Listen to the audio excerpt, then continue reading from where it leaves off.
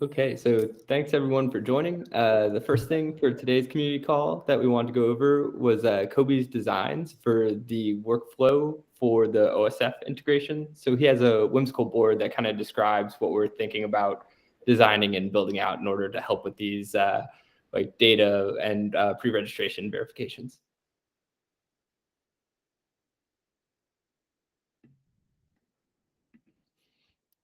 Kobe, you frozen?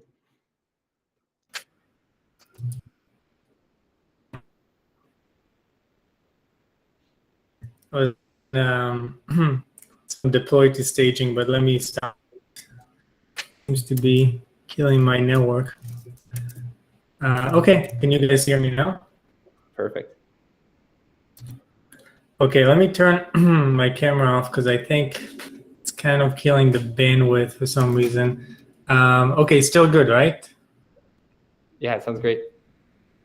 Okay, let me share my screen.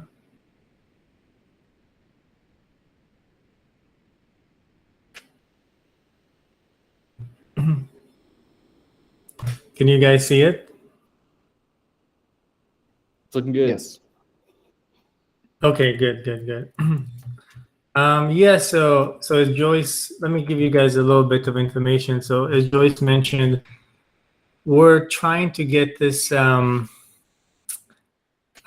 basically claim verification.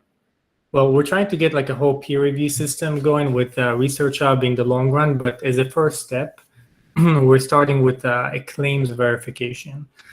So we've been doing some thinking, and as we met with OSF, we collaborated. Then, as a next step, I put together this whimsical, which I want to share with you guys. Get your feedback, and once we do that, I'm going to give it. We're going to hand it over to an actual designer to make this look good, because it does not look good, but it does get the point across. So yeah, let me zoom in a little bit. So basically, the big idea is that we're going to have a claims verification feature integrated into ResearchHub.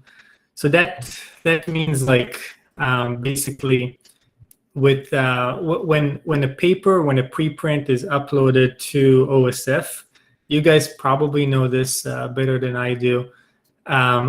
The author gets to input a bunch of data. So some of this data is like, does the paper have been pre-registered? And then the author needs to supply OSF with the pre-registration link. And then another data point is like, is public data being used? So there is a few claims. The point is there's going to be a bunch of claims that we want to independently verify on ResearchHub. So the UX, the way it's going to work, well, the way is like we're brainstorming it would work is basically on the paper page, there's going to be a kind of like a banner at the top. So, to entice people, to let them know that, hey, there is a new feature for claims verification. Click here to verify the claims of this paper. And as you can see here, there's also like this like really terrible icon, but it gets the point across of like indicating the number of people who have verified the claims of the paper.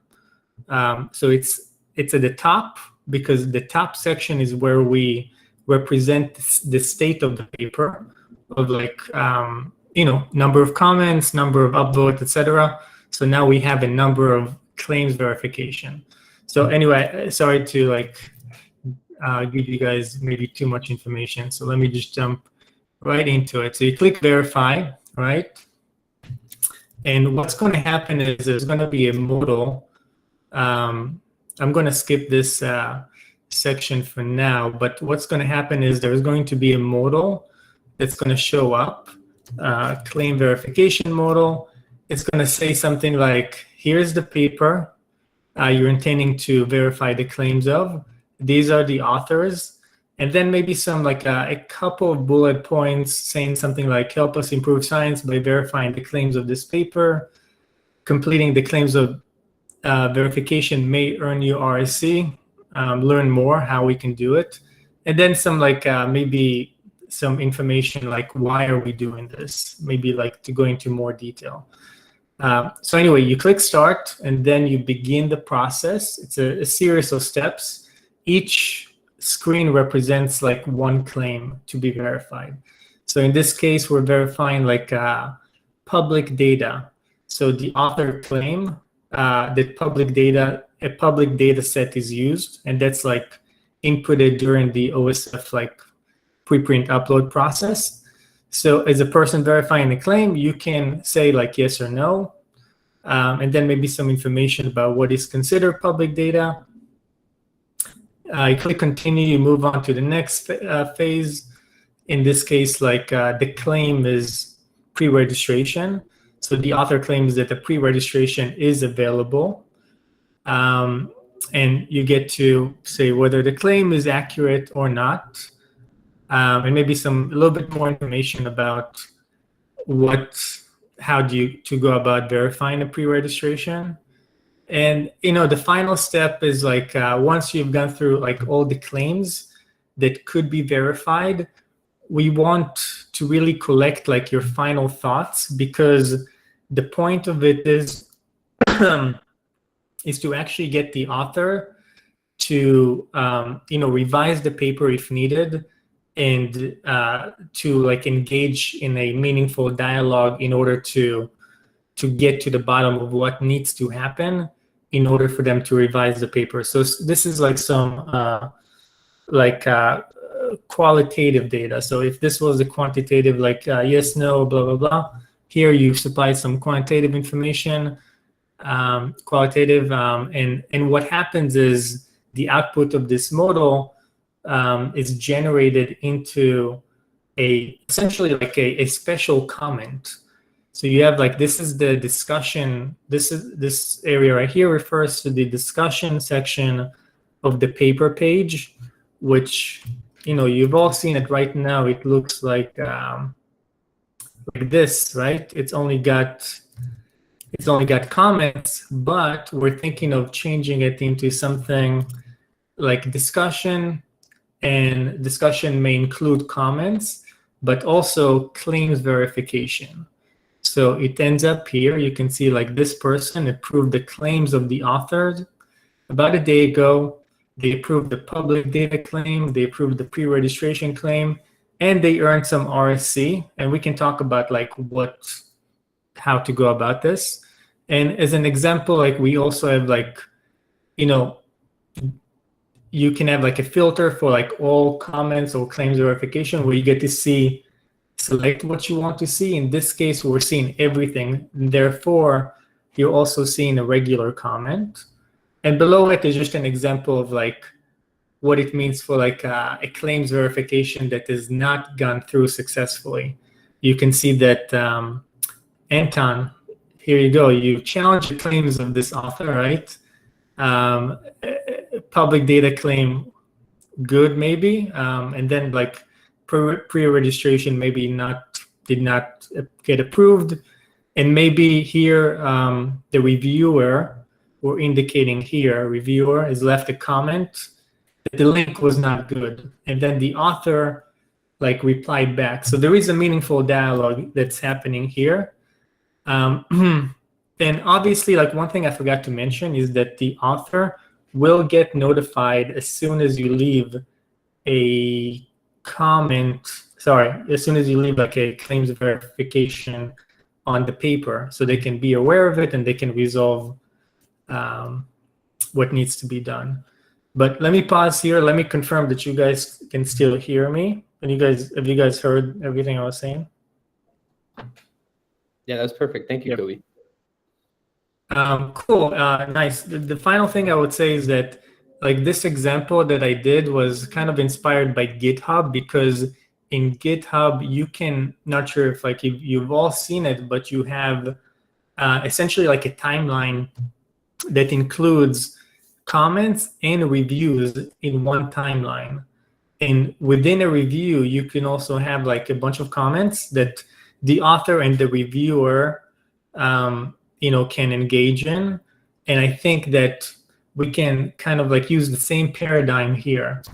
So yeah, let me pause here and maybe like get some of your thoughts, some of your initial thoughts. I have a question. So if back to the last stage with the comment section, so how would the flow work? Like, so in the bottom one where I both verified and disproved the public data, or the bottom one is supposed to be pre-registration? So like this right here? No, the third one, the public data is twice, right? The bottom one, is it just supposed to be pre-registration? Oh yeah, this is supposed to be like, yeah, it was a typo. Okay. And so, yeah, so I would be one of the verifiers, and I would check the public data, but say that there is no pre-registration. There's something wrong with it. Yeah, exactly. Would there be a way to challenge someone else's? Like if I found a person who, I don't know, I won't say abuses, or obviously didn't do the job right. Is there a way? And they claim that everything is correct. Can you somehow challenge them? Yeah, so what I'm thinking of right now, and I wanted to get your thoughts. So there is a few ways to do it. There is the first and most obvious way is to flag it to like a moderator, and like the other layer to it is that the RSC, like I'm thinking that at least for this starting, like at least for the beginning, like RSC is not going to be distributed automatically upon claims verification, because if we do that, we're going to run into a situation like you said, Anton, like maybe someone doesn't deserve like this RSC because they've what do you call it, like or abusing it or not doing it properly. So I want to make sure that the people who are completing this claims verification know that only some claims verification will actually earn RSC, and that is to be decided by like the ResearchHub community. I'm not saying like, you know, I have like a great idea of like how we're gonna do it, but this is not a guaranteed. And I think as a challenge, what we can do is we can have a comment. You can also leave a comment to every review. So in this case, you just left comments here. You can also do it here. There's going to be a button that I did not include that allows you to reply back. And also you can use the downvote feature to downvote the claims verification. How many verifications can a paper have? Is there a limit, or can it be infinite? I don't know. I think like when I was thinking about that, I had like a long drive over the past week, but I was thinking about it in the car. I think why maybe we don't limit it, because it's kind of like an Amazon review. You can have as many reviews as you want. Maybe the best reviews will earn RSC, but anyone can actually do it. I also Go ahead, Patrick. This will be like a V1, and we'll have like after a couple months we'll have user data where like maybe reviews are happening too much on one preprint, and we need to like have a sliding scale after like the 5th review, the rewards start to go down or something like that. But this is just the first version where we can then iterate on it in order to like improve some of the complications in the future. Okay. It just feels like that this function, by like it's a minimal product, right? You just want to make sure that people see that they exist, right? The pre-registration exists, the public data exists. The users not necessarily will be able to intellectually comprehend the quality of those, right? So the pre-registration might be like riddled with deviations from the actual research, right? And or something, and the non-trained user probably won't be able to notice it. So this has the function of like human drones in a way, right? They will go and do the supplementary work, labor, right, to make sure everything is in order. They're complicated AIs. So in this regard, I think it would make sense to kind of like conclude it. Like after you somehow make sure that there has been enough verifications, and the consensus in the comment section is that everything is a-okay. No things need to be done. I think it just can like be removed from this particular post, the claim feature. Yeah, I think, yeah, I'm honestly not sure. I'm kind of on the fence. I definitely get what you're saying. And I think to mitigate that, what I want to do, I want to talk to Joyce about this, is not distribute RSC automatically, because I don't want like a Ticketmaster AI just like completing a claims verification and just earning RSC for it. And yeah, like there is the point you just made, Anton, of maybe like we're not actually like reviewing the paper. Maybe like as soon as like one claim is sufficient, maybe we lock it down. But then again, there is this like human element of like providing some comment on the registration, which I'm not sure if we should limit. I don't know. But maybe before we talk about that, I know we don't have a lot of time. I want to quickly ask you guys, does it, like, and also Joyce, like we're going to basically verify at this point, as far as I can see, 2 claims, whether a public data set was used and whether the paper is a pre-registration available. Do we need to, as far as pre-registration goes, and also public data set, like how is the person verifying going to determine that? Like the output is like a yes, no, but what do they need to actually do to determine that? It's kind of related to the point. It wasn't clear to me, whether the link to the paper is available all the time while the user is on this pop-up. So that should be like, because I need to click that paper when I'm on this pop-up. So that's like first step. But that's a good point. Like next step, like what are you verifying? Yeah, imagine you just go to the folder and there are 5 Excel files that are named 1, 2, 3, and 4, and 5, and inside you find rows of numbers that make no sense to you. What do you do? Exactly. Like, do you do it on the preprint?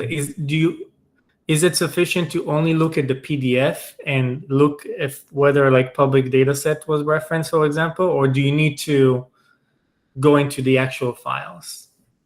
Oh no, that's not. I don't think that's what they mean. OSF. It's not that they use public data. They made their data public.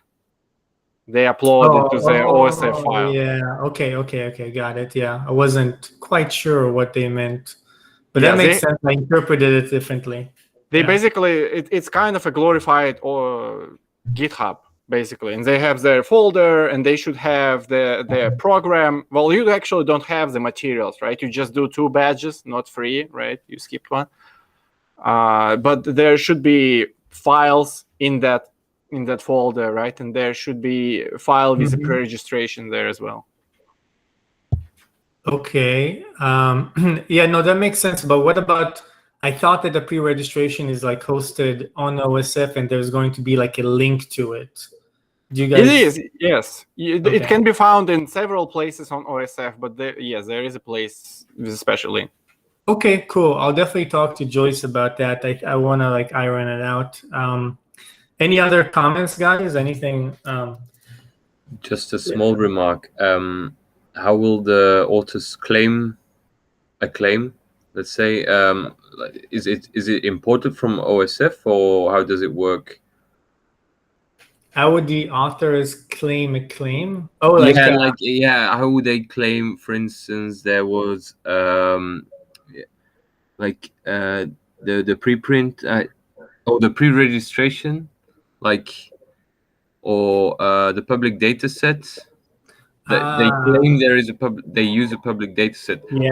That happens. Yeah. So on the OSF side, when they upload like a preprint, they like put all this data right here. Okay, I see. So we have it by the time it gets to us. Yeah. Okay. Yeah.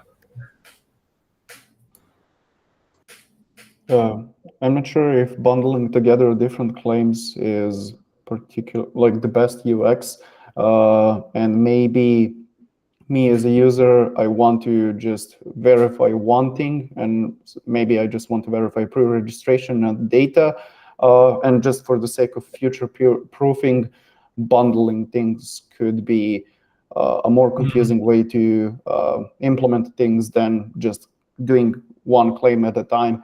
And because also if they're bundled, like data and pre-registration, maybe because I haven't even looked at pre-registration, I just want to verify data, maybe say yes or no. So for the other things, I want to say like, well, I don't know. I even haven't spent time. It's not just a yes or no. I didn't bother, but I can claim that there is, I can verify that there is data, for example. But for pre-registration, somebody else can take for that. Yeah, no, I think Dragon, it's a very good point, because I think it also goes hand in hand with like in the third screen, like I have like just like a free for all. You can just type in a comment, and ideally you'd have one for each one, because like you might want to type a comment about the pre-registration. You might want to ask the author about that, and not just about both things. Yeah, So you could definitely do that and just have like 2 sections while writing the comment. But yeah, maybe just having them each separately could be. Yeah, I'll think about it for sure. Yeah, totally. Whatever solution we do, we'll probably just make it so it's enticing for the user to do both, but they can maybe opt out and just do one. Makes sense. You could inherit OSF structure, right? They have 3 badges, and basically your papers can have like let's say faded silhouettes of 3 badges or 2 badges if you only do 2.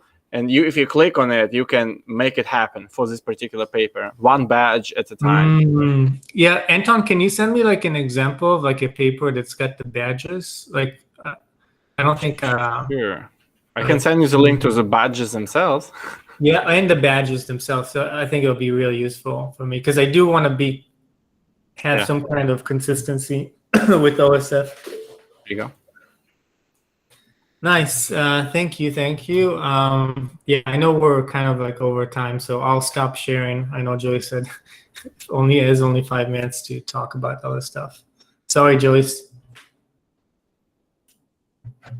Yeah, that was amazing. Thank you, Kobe. And then thank you, everybody, for sharing that feedback. Our plan is to incorporate it and then ship it off to OSF either later today or tomorrow. So that was awesome. Thank you.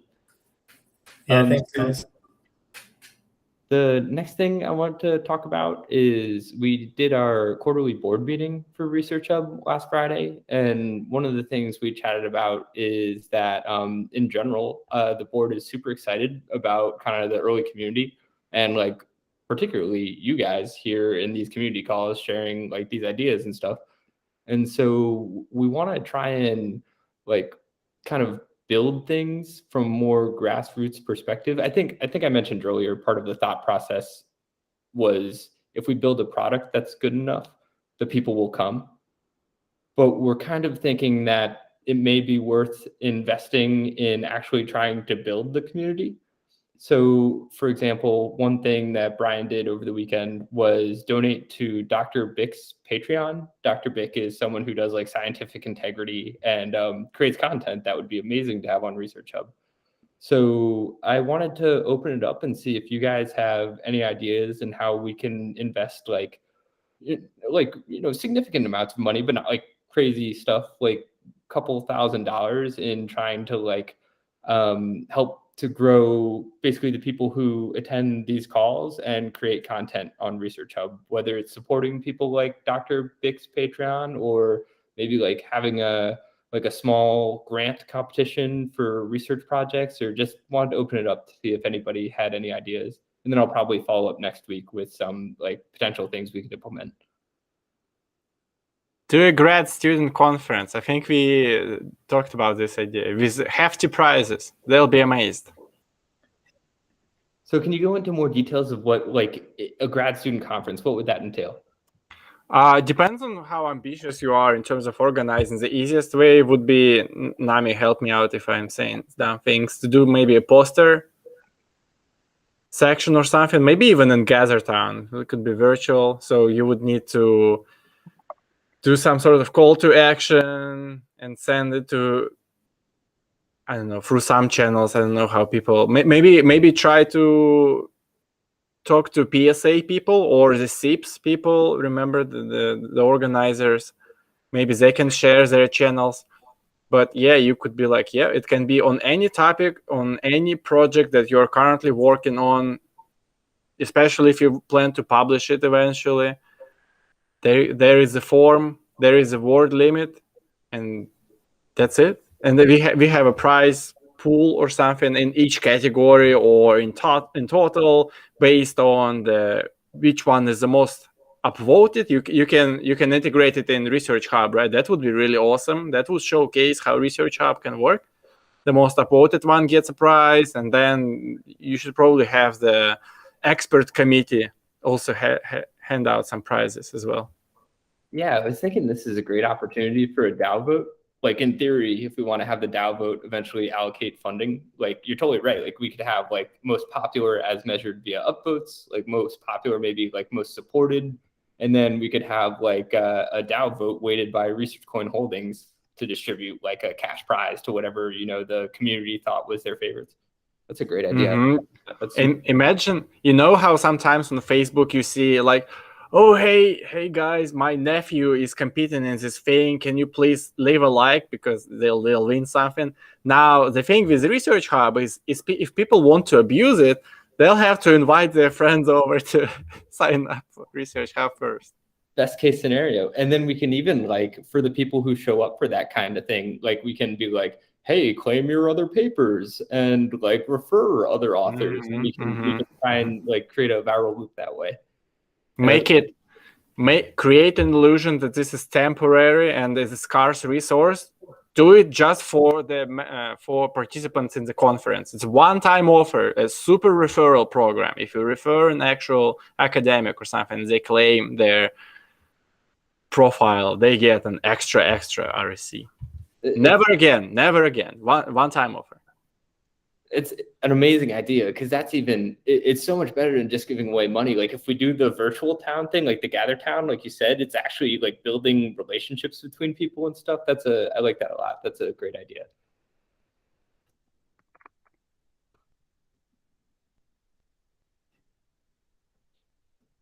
Does anybody else have any thoughts? Just kind of like one thing I was thinking was even like content creation grants. Like I know there's somebody on Twitter called the Health Nerd. His name's Gideon something. I spoke with him once on the phone, but does like tweets about epidemiology papers and criticizes them. And I think there are a decent amount of people who are creating content like that, where we could, like give them a little bit of money for the appreciation and say like, hey, like, give us some feedback on ResearchHub and maybe share your content here too. Yeah, I haven't like totally formulated ideas here, but anything else that you guys come up with would be awesome. Would it be tricky? I don't know if that's possible, but tricky to like write onto other societies' effort and just like issue the award, because people are doing some kind of award already. And some awards are like, I'm thinking about SIPs, but they are like focused on underappreciated like projects, and they are giving out. But like, can we have like some like money and just like have publicity? But it won't sign up. They are not necessarily sign up, but like there might be something just kind of in terms of interfacing others and kind of outreach perspective. Or maybe I'm just like dreaming. Do you have an example? I'm thinking of like I'm sure you've heard of this, but it's like the IDGORE people, like that group of scientists in Bali who are doing like the non-academic science thing. Yeah, IGDOR. Yeah, that's a great example. Yeah, they might be happy to interface. I don't know. I've never talked with the people, so they're really cool. I've never talked to them specifically, but a few people who are part of it, and they're all like really interesting people. Yeah, that sounds nice. I'll send the information about the SIPS award too. Okay, cool. Yeah, thank you.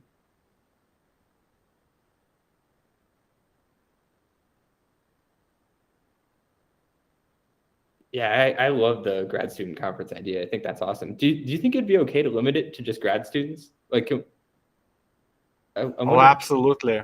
Adults have already earned their money. Just and also, I think the grad students are going to be your most active population by far. By far. I kind of agree. I always go back to like my initial thesis, like when I first started working on all this stuff, was like when I was in a lab and I had 40 minutes while gel was running, I wanted to go and earn $10 in order to like get dinner. And so I think you're right. Like the grad students in that situation, they're the ones who actually need the money to go buy dinner. So Nami doesn't have to be a cheapitarian, as we mentioned during the podcast. But yeah, no, it's a great idea. I'll kind of work on that idea a little bit more, and I'll coordinate with you, Anton, and see if we can come up with a cool plan.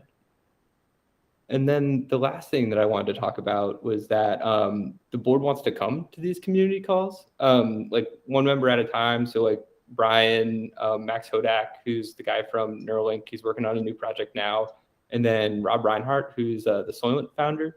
When we have the board members attend, curious like what you guys would be most interested in. Like, do you want to ask them questions and like learn about their perspective on like science in general and ResearchHub, or would it be better to just do our normal community calls and have them contribute as just regular community members? I'm curious, like how would you all get the most out of having them attend? Definitely being able to ask them the question would be cool, but I don't think that would be the point, like the great use of time on community calls. So having them contribute as kind of regular, just people that are discussing different topics on community calls could be cool, because they have different kind of insights than we do. They have some other types of industry experience or whatever it may be. So it would be useful kind of to get the different views for a specific topic included, and them as well as offering some of their insights. So yeah, something like that. Yeah, it would be nice if they could. I mean, I imagine all of them have similar, but they have their own priorities and why they want to accelerate science and everything. It would be nice if they did like a 5-minute spiel about their vision, like what specifically they want ResearchHub evolve into it, like in 10 years, let's say. That would be interesting to hear. That's a great idea, because so for our last 2 board meetings, Anton and Philip have made videos about what accelerating science means to them, and we show it to the board. So it'd be kind of cool to have the board come back and say what accelerating science means to them, to you guys. So yeah, so what I'm thinking is maybe like we normally have 3 topics. So like the first one can be, accelerating science for them and like a Q&A, and then, 2 short things after that where we can actually talk about like what's going on in the project in the last week and get feedback. Sounds good. Just to ask, is the idea for them to be on every community call, or like once in a while, or just once at all? I think that once they do it once, they'll be coming back. I think we've got some pretty good energy here. And so I imagine that it will start to become a more regular thing. But just in the board meeting, we decided that it's good to have a more concerted effort to have like the leadership body, come and like interface with the community in order to like actually like have a full community. So yeah, I think ideally, like if we're investing in the community, it's very much worth investing our time as well. So I will heavily suggest that people should show up as much as possible. The other thing too is we might have to be flexible on the time. So it could be like we do a second call during those weeks in order to like do something that's convenient for all of you guys and all of them in order to, just make the schedules work. But that's administrative. We can figure that out.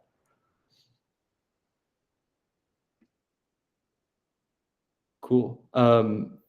Yeah, so those are all the topics that I had for this week. Do you guys have anything else for us?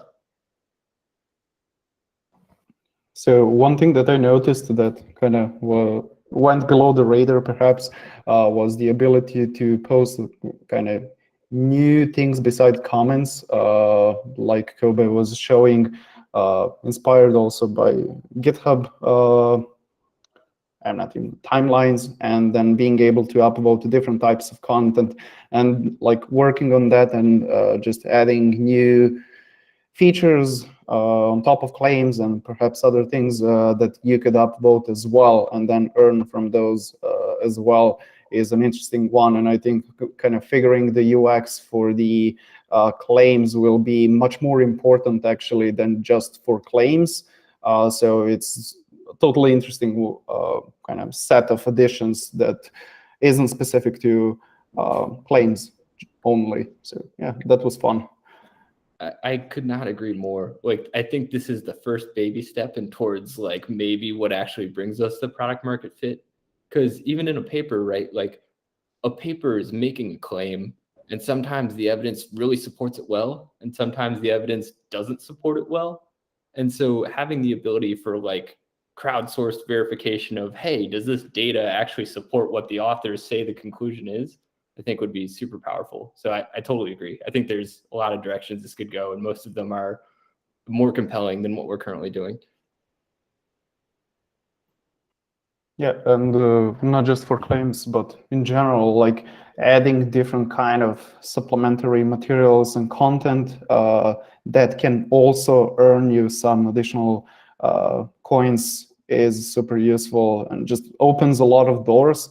So yeah, I'm totally excited about that one actually. Like not so much about claims, that is definitely cool because of the integration with OSF, but that ability to kind of start working on different kinds of editions and different kinds of content beside comments is extremely powerful one. Cool. Yeah. Is there anything in particular, Dragon, that you're any particular supplementary thingy that you're thinking about? Like we've been thinking about the claims verification and then like at some point peer reviews. Is there anything else in your mind that? Yeah, exactly. Like peer reviews is one. Like it opens the UX side of things and probably like at the implementation feature level on the back end and front end. Like how do you integrate actually peer reviews and actually pay people for them? Obviously, I'm thinking of different supplementary materials that I'm trying to add to papers through my own startup. So yeah, whatever those are, I'm thinking about those as well. But for the sake of ResearchHub, peer review is probably the biggest one there, because that is where the heavy lifting and a lot of effort and time for people goes in, and they should be rewarded for it. So this is kind of an interesting path towards exactly that. Cool. Yeah, thank you. Do you all have like another 2 or 3 minutes? I wanted to ask for feedback about the hypothesis feature. Have you all been able to take a look at this? I'll screen share and just kind of walk through it really quick, see what you think.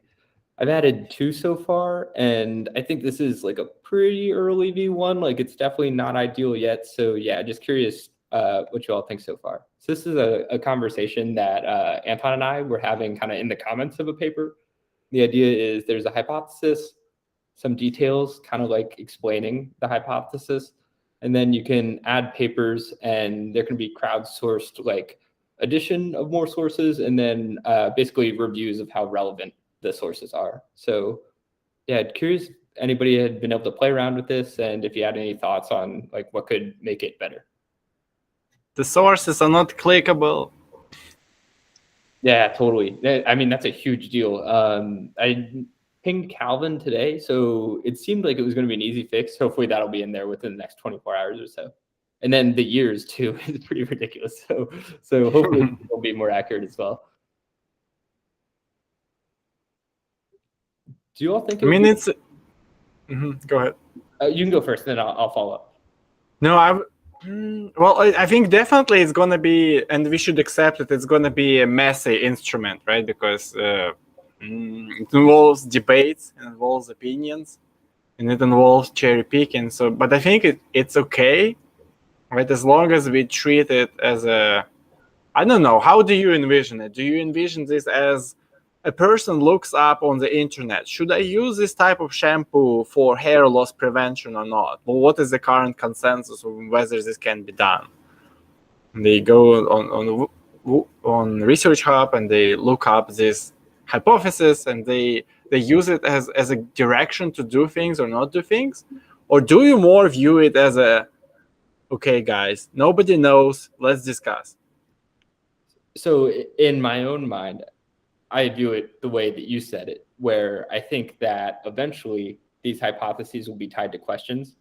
So the question will be, like, can you use a certain shampoo to prevent hair loss? And then there would be hypotheses that say, yes, shampoo X can be used to prevent hair loss. Here are the studies that support that hypothesis.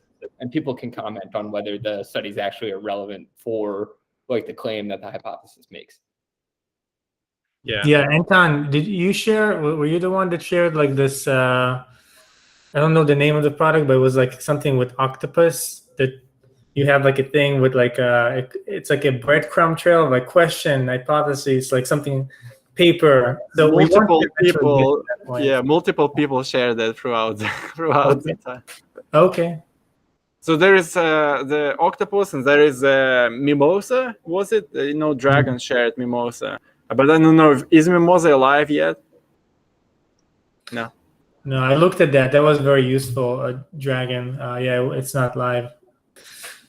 Okay. Okay, we'll definitely get back to people and say thanks for inspiration or something like that. One piece of feedback that I had, I'm extremely confused by this slider thingy. I literally don't know how to read it. So yeah, that's it.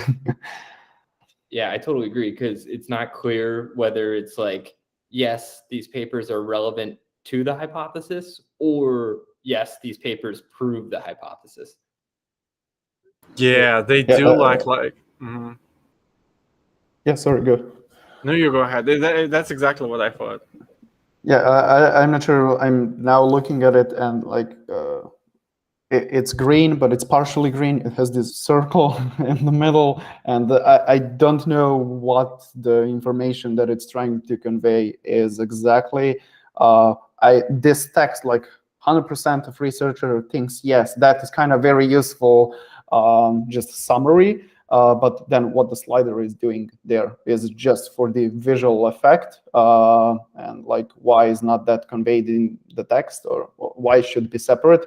And because you can expect to see a lot of those, they should kind of convey some meaningful and different information that you can't see then in this kind of small text that you see as a summary.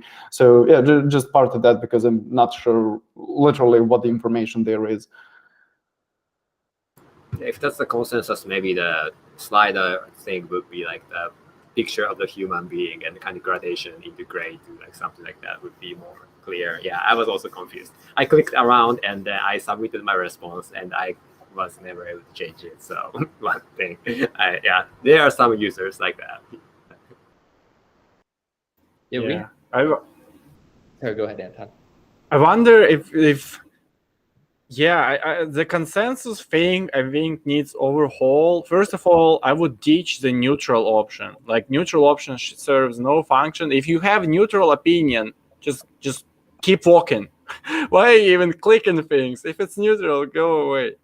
And I think right now, like Dragon said, it's unclear. Is it that it's relevant, or is it that it supports the original claim of the hypothesis, right? So, and I think it should say that like 66% of researchers think yes, but what yes? Think that this is evidence in favor of the hypothesis. Or like, yeah, this supports this hypothesis. So I think it should mention specifically the word hypothesis or something. And then the red would be, this actually disproves the hypothesis. And so basically, you don't get information whether it's relevant in the slider. I think you should have a separate kind of like just a flag. Like, if you think this is irrelevant to the study, to neither supports or disproves, just click this flag. It's not on the slider. It's like, it's not even part of the computation. It's just going to, like, after a certain threshold, it's just going to discount the paper or something. A way that I had thought about this before, which we didn't build into this version, but I almost think it would be better if there were two columns of like supporting sources and like not rejecting, but like not supporting sources. And then those could be upvoted. So if I wanted to read like the most relevant like source that disproves this, you know, I'm thinking like for ivermectin, right? Like there's plenty of papers that say ivermectin work. There's plenty of papers that say ivermectin doesn't work, right? So like I would look at all of the supporting, see what's upvoted, what's the most relevant, what's the second most relevant, third, and then see what's disproving, what's the most relevant, second most relevant, whatever. Oh, I think that would be good. And also you could, if you want to do a slider, you can do the slider like how impactful do you think this is? Like if it's against the hypothesis, is it like breaking the theory entirely? Then it's 10 out of 10. Or is it like minor inconvenience, possibly a fluke, then it's a 1 out of 10. Yeah, after hearing that suggestion of kind of 2 columns or just general 2 categories, and one is kind of trying to verify and the other to disprove, like that makes so much more sense to me, like what to expect, what it is that it's happening. And I would then suggest like remove slider thingy completely, because now you have like, you don't need percentages, because exactly different papers might have different kinds of impact. So just take a look at whatever the most impactful thing that is disproving the claim and the most impactful thing that is proving the claim are, and just read those and like don't get into details of, well, it's I don't know, it's 60% impactful. Let the users judge that. And again, like if you were to put sliders, then how are you sure that it's 60% or whatever other metric you're trying to use there? Just having 2 categories makes so much more sense. So yeah, that's a great idea. Cool. Yeah, we have our first. I think Corby shared a great example, I think. Awesome. Oh yeah, this is awesome. Cool. So we have our first product review with Brian this Friday, looking at the hypothesis features. So we'll be able to share this feedback and then hopefully implement it for like the version 1.5 or so. One other thought that I had that I wanted to run past you guys. This phrasing of 85% of researchers think yes kind of bothers me, because we don't know if people are researchers. You know, like it's users. Mm-hmm. Yeah, it should be ResearchHub users, unless we verify that the people making the claim are researchers in that field. Like we could say like 85% of psychologists think yes, if we keep track of who's a psychologist and like whether they're voting or whatever. Mm-hmm. But yeah, the researchers bothers me because it feels like it's not fake, but not totally honest. The area of expertise verification is a very big pain in the neck. I would not recommend. Yeah, maybe also changing to something as readers, because we are all here trying to read the documents and just judge for ourselves. And yeah, it's shorter perhaps than community members or whatever it may be, and less kind of not inclusive by saying users, because yeah, users is kind of weird one. I hate that. Yeah. Readers is amazing. That's the perfect term. Mm-hmm. Cool. Well, thank you guys. That was crazy helpful. That was a little more than 2 minutes, but thank you so much. And other than that, hypothesis feature, I actually didn't have the chance to play with it, but looks very interesting. I could definitely see the kind of 2 categories implementation much more useful and just straightforward. And definitely, I don't know, mentioning some of these use cases, does a particular shampoo prevent hair loss and things like that? That's an interesting flow to discover things and to find useful materials. And like exactly, you could see the most upvoted disproving paper and most useful kind of verifying paper. So that is kind of very cool. If you could, I'm not sure what the plans were to promote this kind of feature, how, where, etc. I guess we talked in previous community calls, but I don't know what the kind of consensus was there. So yeah, really looking forward to this one. It's an interesting addition. I wonder if there is a use case where it's not even, if there are 2 lists, if you talk about the 2-column version, there could be a case where people don't even care if these 2 columns are competing between each other. It could be like, I'll give an example, eye floaters treatment. there is currently no legitimate iFlow. Well, there is like the surgically very risky operation that you can do. And what would be nice if people could compile like list of things that kind of work, or at least they show potential that they might work, in the future. They will be developed into full treatments, and things that do not work for sure. So it could be like just list of things that work versus do not work for the question. So this is, totally. This is where I'm thinking the question hypothesis structure works well, because the question is, what's the best treatment for eye floaters? The hypotheses are surgery is the best treatment. And then you can have supporting and rejecting evidence for surgery is the best treatment. And then the second one is like, maybe like, eye removal is the second best treatment or whatever. And then you can have like supporting and rejecting for eye removal as the best treatment, so that kind of needs the question and then hypothesis structure in order to make that happen. But I was even so in your example, they are separate posts. In my example, they're the same post and they're ranked, right? So the people post the impactfulness or something, and you can go to the best available option immediately and the worst available option immediately, and vice versa. It would be interesting, because I'm thinking like actually practical use case for like patients. If you're like, I have cancer or whatever, like what's the best treatment for this cancer, and to have a list of it, like that's like, if you talk about getting clicks, like I think that's a really, really great way to actually get people to pay attention to what's going on. So that's pretty interesting.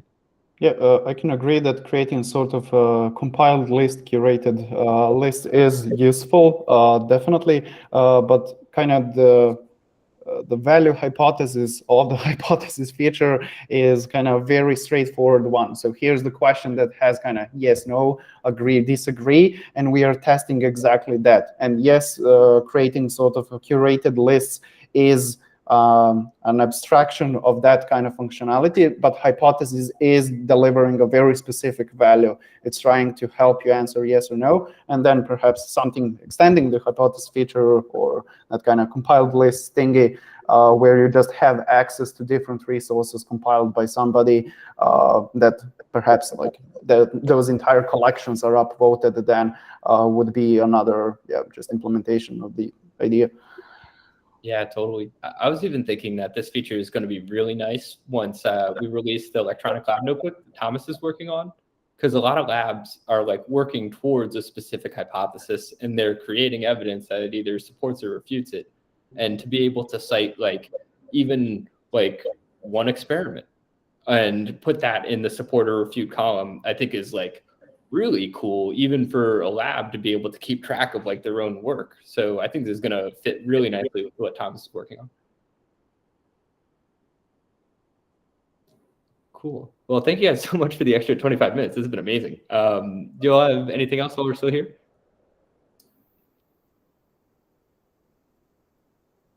Cool. Well, yeah, you guys are the best. Thank you. Till next week. See everybody. Thank you, Yeah, guys. Bye.